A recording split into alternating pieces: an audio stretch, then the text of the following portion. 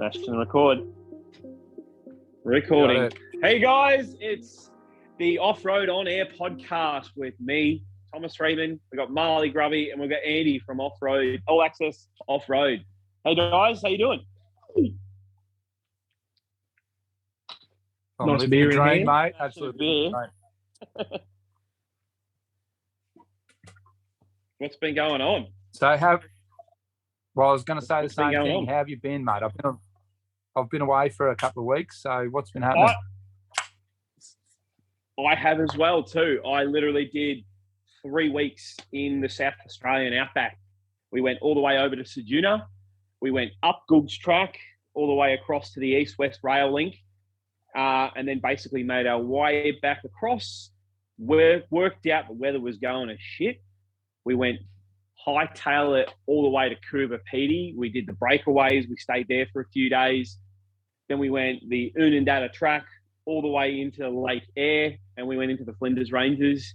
It was massive. We did 3 weeks in the South Australian desert with my dad, my uncle, and me. And that's it. 2 cars, 3 blokes, and 1 dream. It was great. Couple of blokes. Yeah, it's awesome. Marley, what about you? What have you been up to? Not a whole lot, actually. Still, so unfortunately, Queensland Road Transport actually extended my license suspension for an extra couple of weeks. So now, instead of getting it on the 25th of October, I'm getting it on the 25th of November.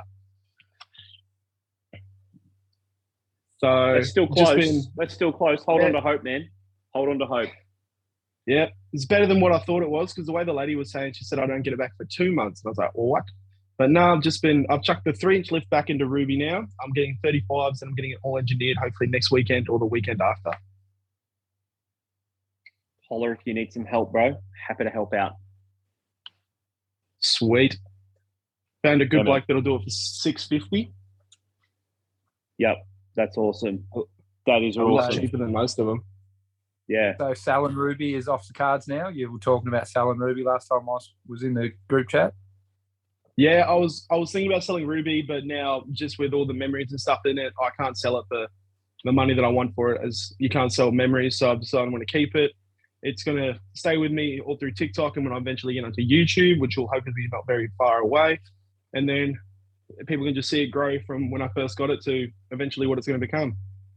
That is something I've absolutely wanted to talk to. You're getting close to getting on YouTube as well too. What is it? 50K on TikTok? Yeah. And you're at 40 now? That's incredible, man. You are so close. That's going to happen real soon. Just hit 40K just before we jumped on this podcast. Woo! Yes. Nice work, Molly. Well done. Well done, man. All that arse shaking on TikTok's really paying off. Yeah. It, mate. What brings up the latest video that you've done, Marley, the latest video you've done. And on that bloke that got arrested for doing some reckless behaviour on the beach, probably. We don't know the exact of what crimes he committed, but enough to get the attention of the entire of TikTok. Yeah, exactly.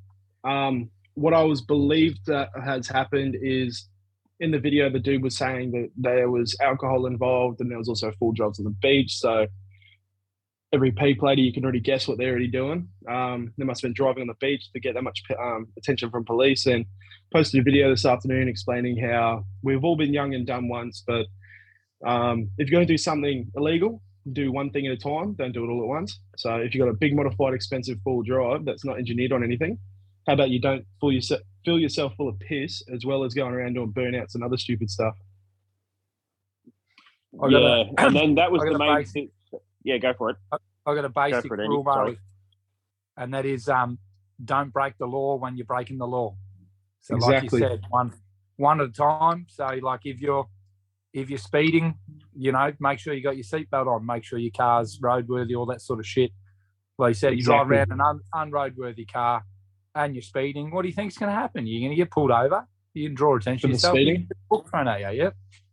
That's it, mate. So, yeah, like I said, one thing at a time. Don't break the law when you're breaking the law. Exactly. And it was just all talking about safe driving, how even the slightest slip up, you could be the best driver in Australia on the beach when you're pissed, but that one time that you slip up could hurt yourself, kill someone, or any of your friends or your family, or another person you don't even know, that would just completely ruin their life and their family's life as well. Exactly, mate. Yeah, that was epic. Well, the point of my video was all the other videos that he had on there were doing basically doughies on the beach. He's got half a dozen beach doughy videos, and then this next video is basically fishing for sympathy for doing all the crazy stuff on the beach. So not great, not a way to get attention. So yeah, you don't bite the hand that feeds you. Yeah, that's pretty much it. But Andy, what have you been doing? This is the topic of the video. This is definitely the topic of the video. So we want to go ultimate 4x4. The ultimate off-road challenge. Show me a little photo I got up here. So this is one of the bog holes. And I just got sick of having wet feet because it's a week-long race and you've got to carry everything. So I had 2 sets of boots, but my boots got wet the day before. And we're almost at the finish line and we got stuck in another bog hole and I just refused to get me fucking feet wet again. So I climbed out off the passenger door onto the bonnet and jumped from the bonnet onto dry land. And the Sheila from Ratchet Offroad Photography, she just happened to snap this awesome picture of me jumping off the bonnet, which is what I've used as my background. Where is it? Up here. So it's it's an absolute ripper shot and just a brilliant weekend, man. A brilliant week, should I say? But it's borderline. Explain a bit more about. Yeah, explain a bit more about the event. Where was it? So it was in Wilcannia, which is about 300 k's past Broken Hill, and it's run on 4 or 5 different stations. So we have a base where you unload your cars and trucks and that on the first station, and then you spend the week racing from one to the next, to the next, to the next, and then you finish back where you started. I think it's only literally 5 days. It's 5 or 6? Yeah, 6. It went from, I think we started on a Sunday and finished on a Saturday. Wow, that's crazy epic. Yeah, it is. It is. So every day, all you get every morning is a full tank of fuel. And water. They brought us water. That's it. Apart from that, anything else you want. So if you want beer, if you want to eat steak for dinner, if you want to sleep in a nice comfy bed, you got to carry it. Whereas if you're willing to sacrifice carrying beer and a bottle of scotch and a bottle of Coke, and take a really small hiking swag versus your big one that you'd go camping with, weight reduction. Right.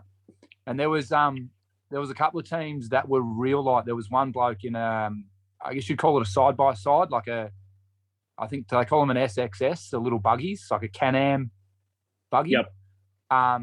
2 blokes in that, and they just kept pulling all this shit out of this buggy, and I was like, boys, where have you got all this shit packed, man? Like, they had the thing loaded to the hill, and it did not. The rest of us are in patrols and cruisers and jeeps and whatnot. These boys were they were doing it tough. So they kudos to them. In an ATV, basically. The open class. Oh wow! I think it's called a UTV or whatever it is. Yeah, a little Can-Am. Yeah. 2-seater side by side thing. Absolutely awesome to watch it in action, man. The thing climbed everything, and it had to go through the same bog holes that we're going through in patrols that are bonnet deep. These boys are taking this little side by side through the same bog holes. Wow. Now, Andy, put us out of our misery because we've been hoping and praying for what posse you got. What team did what posse did your team get? So we come home with 5th in class, and that's awesome. Overall. Yeah. So that was out of, I think there was 40 or 42 cars started the event, and there was less than 20 that finished, I think. Wow. It's a feat in itself to finish one of these races, and you to come home in that top 5. Yep. That's awesome. And we had look, I don't think we were off winning it if we didn't have the trouble that we did. Because we had, when we got there, when we backed the car off the trailer, the rear brakes were locked on. Like they've just from the get go, we just had dramas. So then we got the rear brakes to not lock on, but then we lost all brakes altogether. And you don't need brakes. Stopping is vital. we had a fuel pump shit itself. We had a fuel line come off, and we emptied the fucking fuel tank in the middle of the stage. We're driving along, and then we run out of fuel.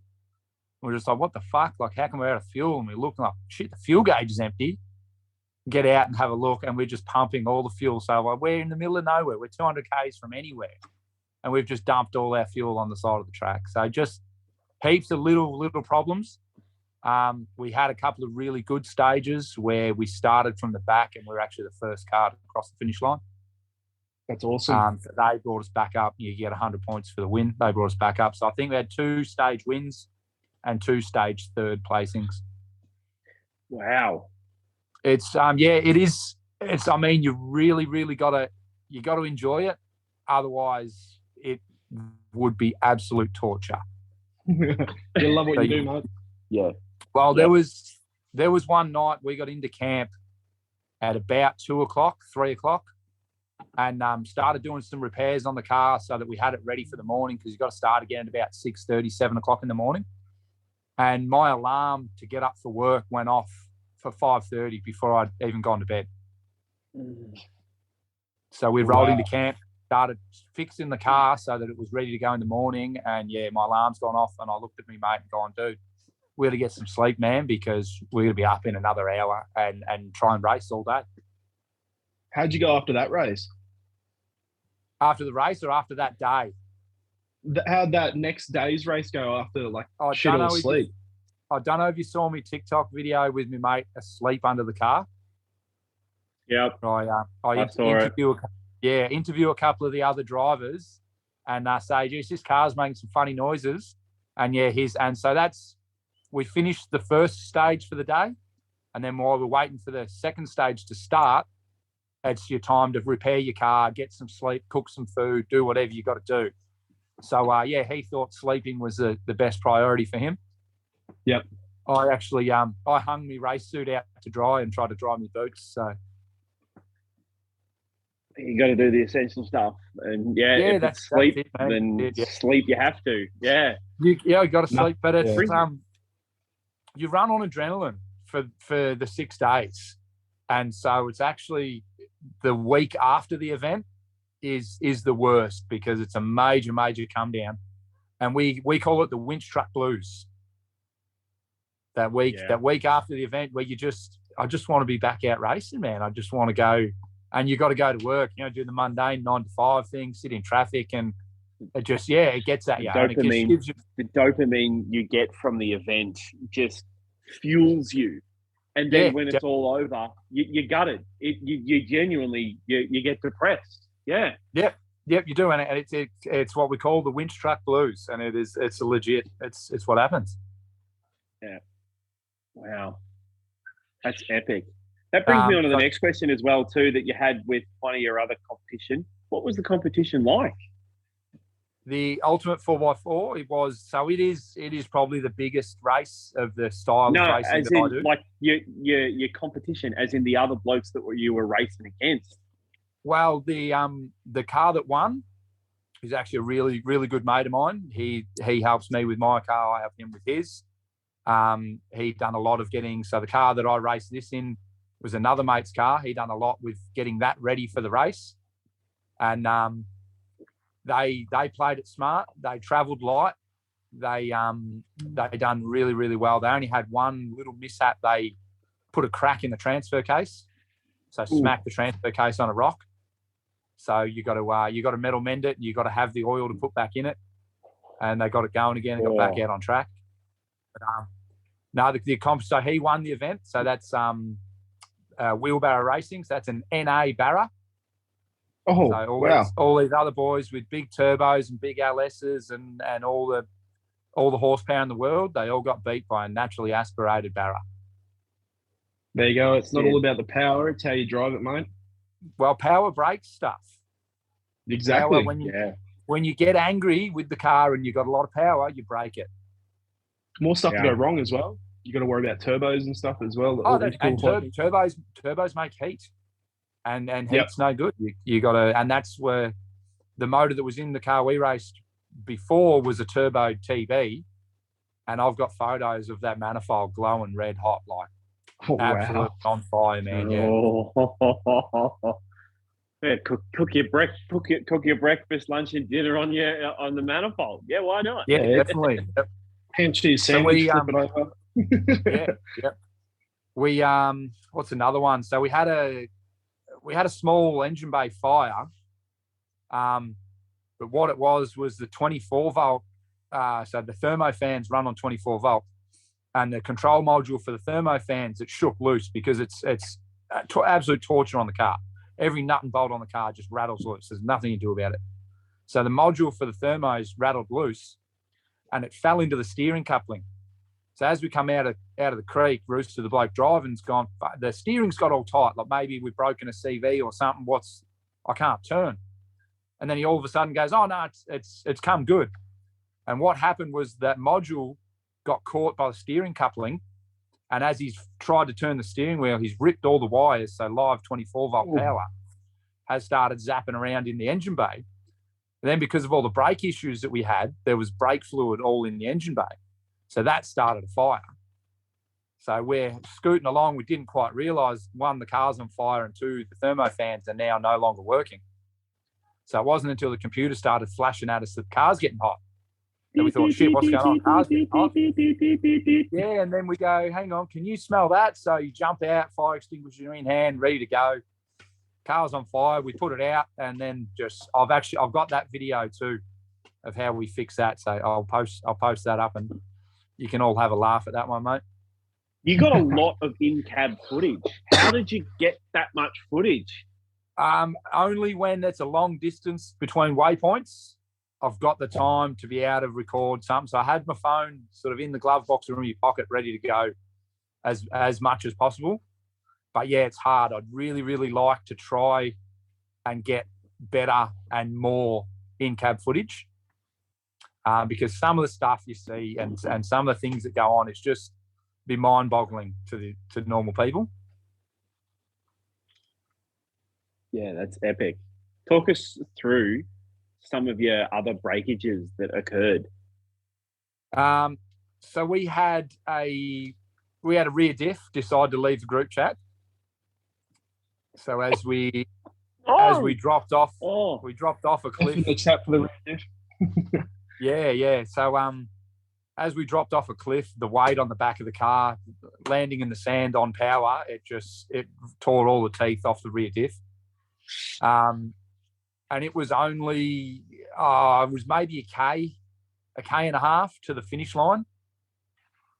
So we sent it, and it was making the noises that you could just hear. It got to the point where it started chewing the housing out. There was bits of busted metal just getting dragged along. So obviously the front diff was doing all the work, but because the rear wheels are still turning, it was just churning everything inside the diff in just this nice silver paste come out instead of oil.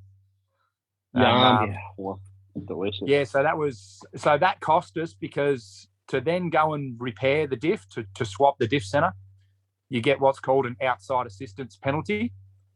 So because obviously you can't drive around with a spare diff center, so if you need to go back to the pits or back to your tow car and get anything from your tow car, you cop a 100-point penalty. Oh, not good. Not good. So we had to do that twice. We had to do it for the diff, and then we had to do it for the engine bay fire. That's crazy, those points, how it's if you win a race, it's 100 points, but as soon as you stuff up for something that you're going to go run back and grab more parts, that's basically you going to nothing almost. Yeah, well, you get 0 points for not finishing that stage, and then you get minus your 100 points for going to get help. So let's say, maybe we weren't going to win that stage, but let's say we done well and we got 80, 75 points.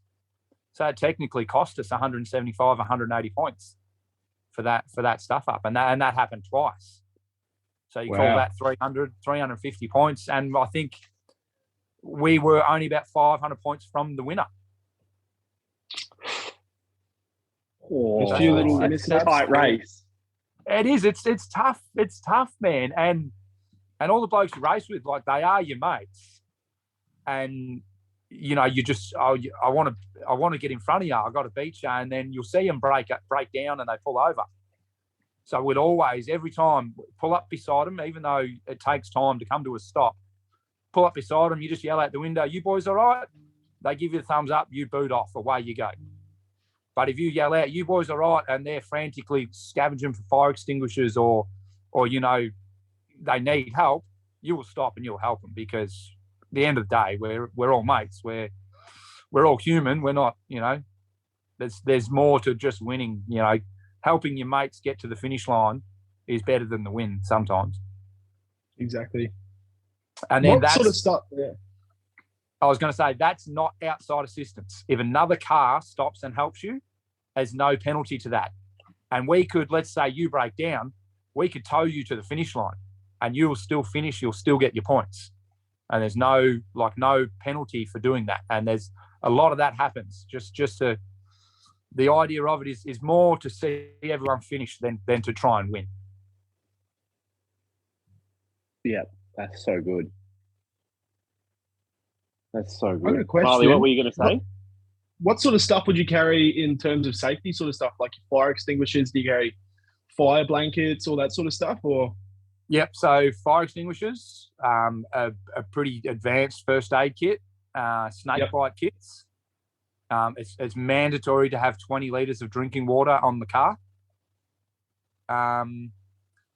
That's really about it. So, and we use what's called a rally safe. So it's a GPS tracker. Yep. And if you're involved in a big accident and you have like a big G-shock through the car, it will send you a message saying, "Are you okay?" And if you don't respond to that, they'll consider that you've just been in a major accident, and pretty much they send a chopper to where you are. Oh, okay. Because I was going to ask if you guys had like GPS phones and stuff like that. But that's yeah. So the whole race is run on GPS. So you've got to know your coordinates and you know sort of where you are. But then that rally safe system, they can send you messages, but you can only answer yes or no. Like, it's a pretty basic little touch screen, and you just reply yes or no. So they can ask you any questions you want. So if you come to a stop and say you've stopped and you're just doing repairs on the car, they'll send you a message saying, "We've noticed you're stopped. Are you okay?" You respond back, "Yes, we're fine." If you respond back, "No," they'll then ask you another series of questions. So it'll be, do you need immediate assistance? Yes or no. You just write back no. They'll say, "Do you need spare parts?" Yes or no. And then you say yes. And then they'll continue asking you yes or no questions until they sort out what you want, and they'll get it to you and sort you out. Yeah. So you've always got, you always got Big Brother watching. Yeah.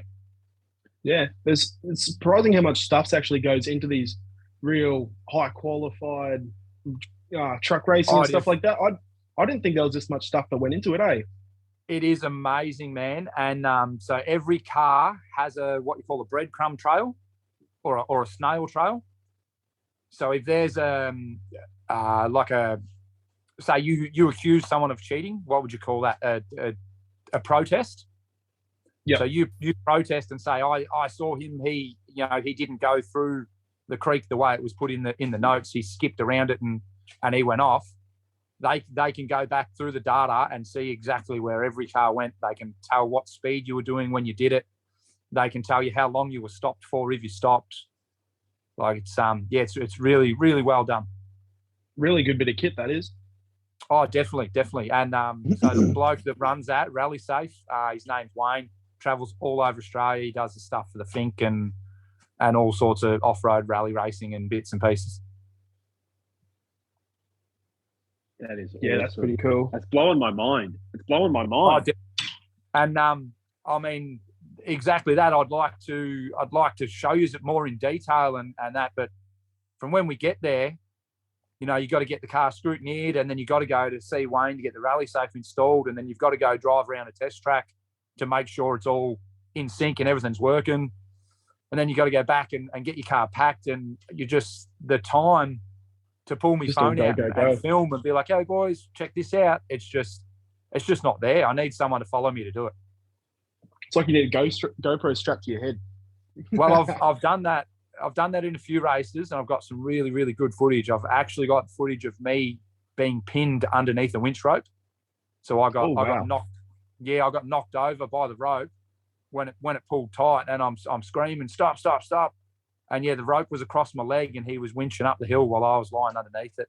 And so yeah, I had a GoPro on the side of my helmet, so I've got the footage of that. The same thing, but the GoPro, it goes flat. You forget to turn it on. You know, just dramas, and you always something good happens. Oh fuck! I didn't have my camera on the usual way. It's always, I wish I had it. Yeah, definitely. That's crazy. Andy, do you want to talk a little bit more about what other stuff you had in the point system, like bonus points or deductive points and stuff like that? Right. So this is a good one, and it may have been our reason. So you get given stage notes, which has all your waypoints, and there's stuff written like turn left into the creek, stay in the creek. So it might be a real rocky, shitty creek that you can only do like 10 k's an hour on. So you could just pull off to the side and scoot along the riverbank, and you'd be able to do 100 k's an hour. But because the stage notes say stay in the creek, you have to stay in the creek. So one of the stage notes was, exit creek, head up to this hill. And the stage note said, enjoy the view. And the bloke that runs the event, he's always like puts these weird little things in that to try and catch you out. So I've said to the driver, I've gone, why does it say enjoy the view? So we got out of the car and we took a selfie. We stood on the bonnet and took a selfie with the view in the background. And we're like, there we go. We've got proof that we enjoyed the view. And then we got back in the car and we kept racing, following the rest of the stage notes. So we mentioned it to him. And he said, no, it wasn't. I just said enjoy the view, because he'd been around the property, getting everything ready. And he noticed how good the view was on top of this hill. So when we said to him that we thought it might have been bonus points or something like that, the next day he sent 2 blokes out on dirt bikes and sent them to the very peak of another hill that we went to. And it was a 50-point bonus if you stopped, got out of the car, and got a photo with these 2 blokes on top of the hill. Oh, that's pretty cool. Yeah. So like a lot of people, because you're racing, you're like, I'm not stopping. I got to go. I got to get to the finish line. But if you stopped and got the photo, you got an extra 50 points. It's like like you're racing, but it's also like following a treasure map or a hiding. What's it called? Yeah, like a scavenger hunt. Yeah. You got to. Yeah. You've got to stop. You got to stop and open gates, and it says you must close the gate. And so you'll stop and go to open the gate, and another car will pull up behind you, and like you don't want that car to pass you. But by the time you open the gate, your car drives through, and then their car drives through. And then they get to take off because they don't have to try and close the gate. So we'd be, maybe we might stop to pump up a tyre that's gone flat or something, and we'd work it so that the next waypoint was a gate that had to be opened. So we'd stop and fix a flat tyre, like chucking plugs in the tyre because you got a leak. Yep. So many of them. We went through 30, 40 tyre plugs trying to keep air in tyres. So we're stopped and we're pumping up a tyre, sorting it all out, and then you hear a car coming. And because we know the next waypoint is a gate, we're like, we want them to pass us, and then we jump in right behind them. And then they've got to open the gate, and then we get to shoot through. To save that, strategy the time that it takes. There's strategy, the time that it takes for you to stop, get out of the car, open the gate, and get back in. Yeah, so no, it's ridiculous, mate. Absolutely I strongly recommend it to anyone that wants the adventure of a lifetime. If you're down for going fast and pushing a vehicle as hard as you can push it, it's something you should look into. That's awesome. That is absolutely awesome. Andy, we've got about 5 minutes. I'm going to let you have the first round of tags, any of your sponsors, your thanks, all that. Let's go for it. All right, I'll give you a few. So, Ultimate 4x4, run by Juzzy. Ultimate 4x4 Challenge, run by Juzzy. Absolute awesome event. Look it up. Give him a like. Give him a follow. The media, he done live streaming stuff. It's all there. You can see it all in action. My standard all-access off-road. Thank you very much. 4x4 off-road clinic and Smithy's Outback. They give us a major chop out, keep the cars running. And then a new one for everyone. Look up. I think it's 4x4 Racing, or it may be 4WD Racing.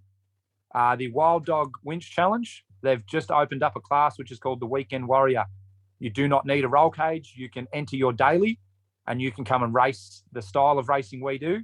It is all restricted and limited so that you can't be involved in a major accident. So no high speeds, no hectic winching. It is just a taste so you can have a dip and see what it's all about. So look it up. Wild Dog Winch Challenge. We've got a race coming up in 2 weeks. That's awesome. Marley, jump in, boy. G'day, guys. Just follow me on TikTok, as you guys probably already know, Marley Grubby. My Instagram is also on my TikTok bio, just Marley Grubby 2, I think it is, or I might have changed it back to Marley Grubby. My Snapchat is Marley Grubby 2. I literally just post videos of me at work fighting on my phone.